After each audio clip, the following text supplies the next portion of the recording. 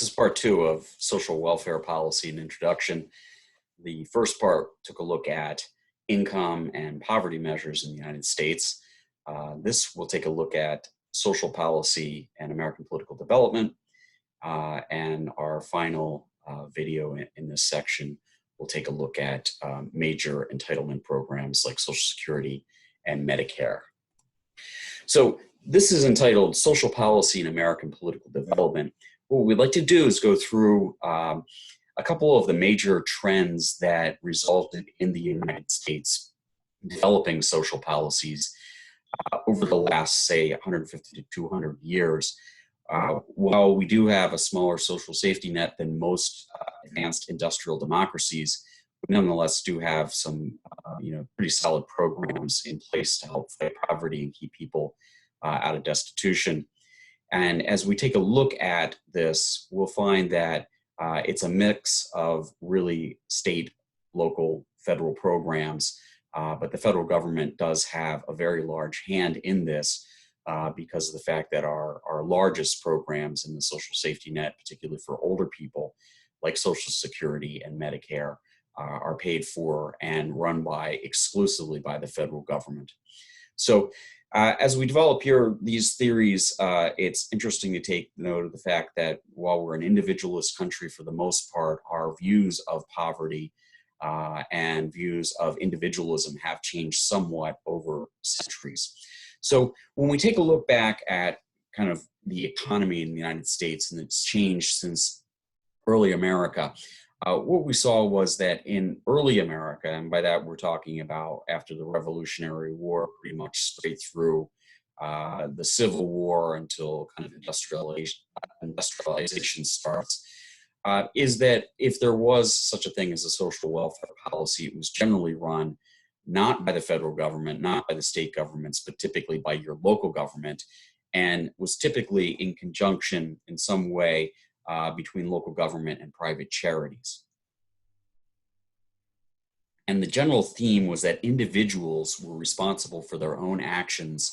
And as a consequence of that, when people fell on hard economic times, it was believed that it was their own moral failings for having that happen to them. So for what programs that there were available, these were what we would call punitive. In other words, it was the idea behind these programs was, okay, we're going to avoid having you starve, but we don't want you to become dependent on our handouts. So examples of this would have been workhouses or poor farms, where essentially people and families that had no money or did not have a place to live or owed money to other people were given shelter, but were forced to work as a consequence of receiving that shelter.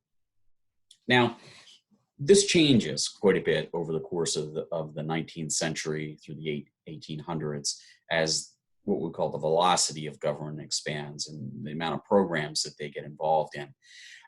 So there were four major demographic changes that led to more social programs in the United States. Those four things are: one, the Industrial Revolution; two, urbanization that comes as a consequence of the Industrialized Revolution; the decline of an extended family and the rise of the nuclear family that is separated from the extended family by virtue of moving.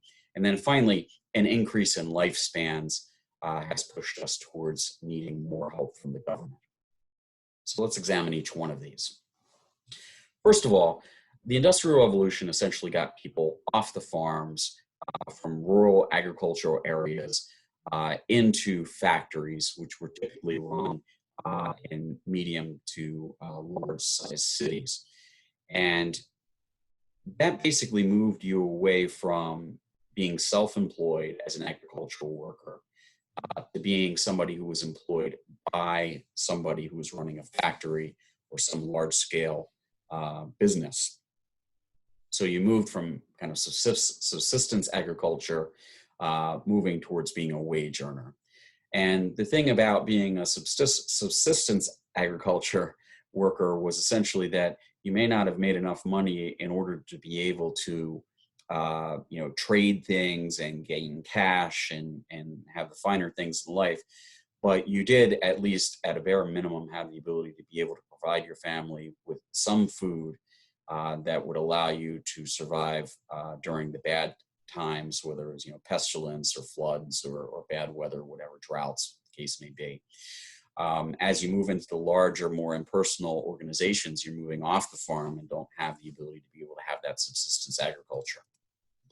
So there's two views then of success that start to develop in the United States and affect the political development of our social welfare programs in the United States. One was that the definition of success in an agricultural society was really based on my own personal labor and how hard I worked, how willing I was to spend extra time out in the fields, clearing trees to make my farm larger, whatever the case may be.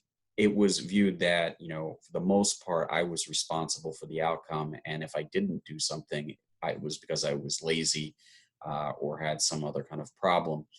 And at a minimum, when you're on the farm, you could at least provide some subsistence for the family.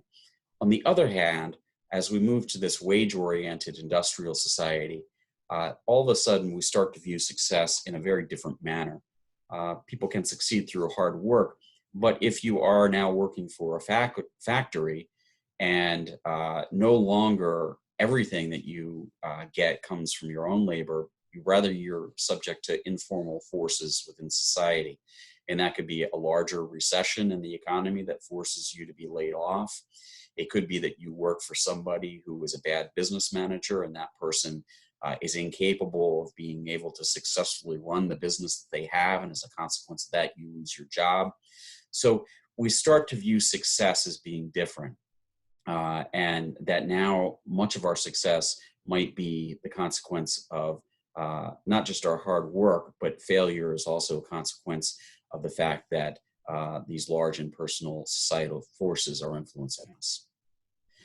Second and closely related factor that changes things about social welfare policy is urbanization. So as we industrialize, people move off of the farms into cities, and that's a consequence of industrialization.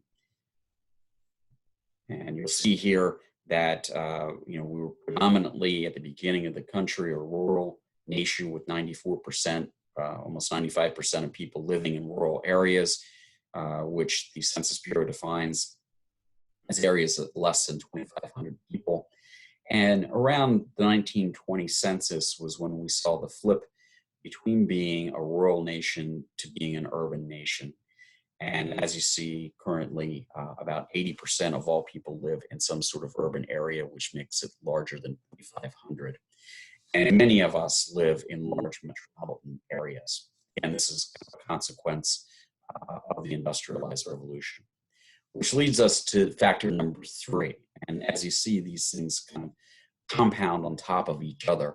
So I would call this kind of the rise and somewhat decline, as we'll see from the factors here, of the nuclear family. Right? So as we move off the farm, we're no longer tied to the land, no longer tied to the land that our family has lived on for generations. Now we are going out and we're starting a new life elsewhere that is not related to the family. So our local support networks withers.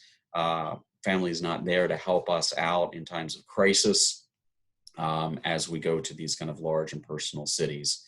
So now the family is kind of split up and only have the nuclear family there.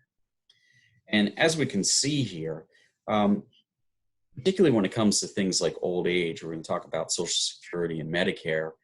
What we see is that, those people who are older are no longer quite as in tune with living with their families. So, quite a few people, as you take a look at this chart, particularly as you get much older, 85 years and older, about 10% live in group quarters, or typically what we consider to be nursing homes, and almost 40% live alone in a household. So as we see here, this development, particularly for older people who need more care, that extended family is no longer there to take care of them, particularly as they grow older. And because of that, we start to see the need to use our social resources in an effort to be able to take care of people. Um, and one of the things in relationship to this, and one of the reasons why I say kind of the decline of the nuclear family, may be that and this is slightly different as you get into Generation X and millennials, Generation Z, is that baby boomers are more likely to be lonely. They're more likely to be divorced, not have children, or have less children than did previous generations. So when we think in terms of the generation that's now getting older, these people are living more in isolation than any generation has before. Just because they don't have that tight nuclear family anymore, and are living alone. So again, one of the reasons why people have shifted some of their views about the needs for social policy. And then the final thing that we have is just the idea of increased lifespans. So we are living longer. And if you take a look back to the early 20th century, just the rise of sanitation, the advances that have taken place in healthcare and technology. For example, the coronavirus or COVID-19 right now, the ability to be able to track its development across the world has probably led us to be able to come to some way to help stop it from becoming a full-fledged outbreak in the United States. But even things like sanitation, before we really knew a lot about bacteria and viruses, this is a story that always kind of freaks me out. But in the early 1900s, public trains, like let's just call them Amtrak. Amtrak didn't exist at that point.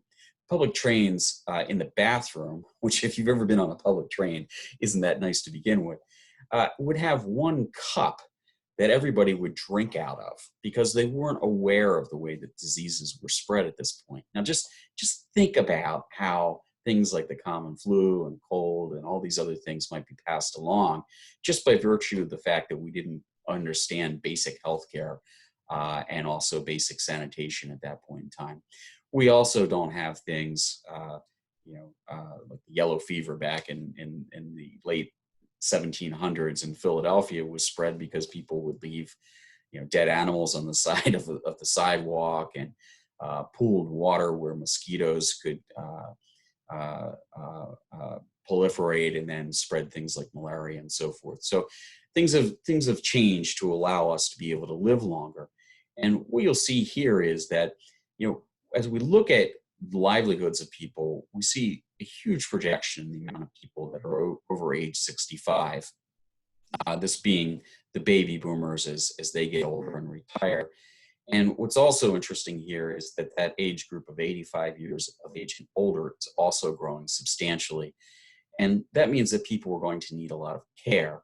And again, as a consequence of this, we've developed a social safety net. And one last thing to take a look at here is the population pyramid as it's developed throughout the course of the last 100 years. And if you're looking at this, what you see is that there are a lot of younger people, and then as you get older, those people who might need help or care from society, there were fewer of those people. Take a look and fast forward to 2060, and what we see is that this is no longer that pyramid. Now it's almost a pillar in which we have almost equal densities of people going the whole way up. And the question is, who's going to take care of those people? And again, this idea that we need a stronger safety net. So those four things: the Industrial Revolution, urbanization, splitting people apart from their families, and then finally kind of increased longevity. All of these have come together to change Americans' beliefs in what the government should do when it comes in social policy.